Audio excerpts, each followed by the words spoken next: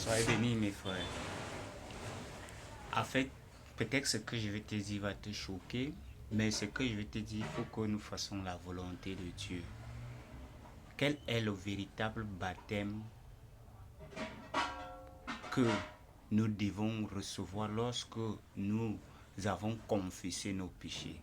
Dans Éphésiens chapitre 4, verset 5, la parole de Dieu dit, il y a un seul baptême, je paraphrase.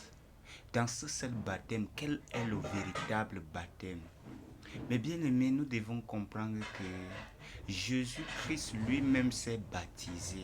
Comment est-ce que Jésus-Christ s'est baptisé?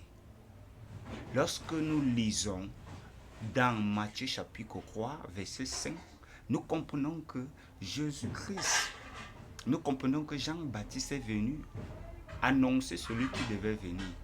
Et lorsque il prêchait la parole de repentance, abandonner le péché, le vol, nous voyons que ceux qui écoutaient la parole venaient se faire baptiser.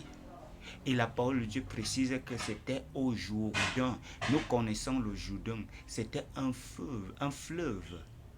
Et ce fleuve, les gens se plongeaient et ils sortaient. C'était ça le baptême. Maintenant, aujourd'hui, nous n'arrivons pas à comprendre comment les gens peuvent accepter qu'on leur verse de l'eau sur la tête. Non, mon bien-aimé, ne confondez pas présentation à l'église et baptême. Nous prenons encore l'exemple de Jésus-Christ. Lorsque l'ange est venu dire à Marie qu'il enfantera, et lorsqu'elle a enfanté, la parole de Dieu dit dans Luc 22, verset 21, qu'ils sont partis au temple pour présenter Jésus. Ce n'était pas pour baptiser. Lisez Luc chapitre 2, verset 21 en bas. Vous allez voir qu'il n'y avait pas de baptême. Ils n'ont ni baptisé à l'église, ni prendre le gobelet et verser de l'eau. Non, mes bien-aimés, nous devons faire la volonté de Dieu.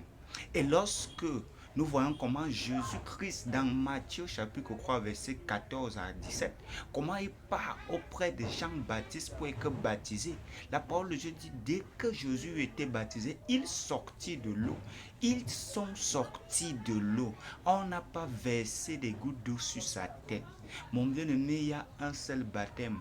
Le baptême qui se fait dans l'eau, mon bien-aimé. Ce n'est pas pour te juger, ce n'est pas pour te frustrer, c'est pour te dire, cherchez la vérité. Et mon bien-aimé, nous voyons que Jésus-Christ a demandé au sacrificateur, le baptême des gens vient d'où? Du ciel ou des hommes? Dans Marc chapitre 11, verset 30. Cherchez le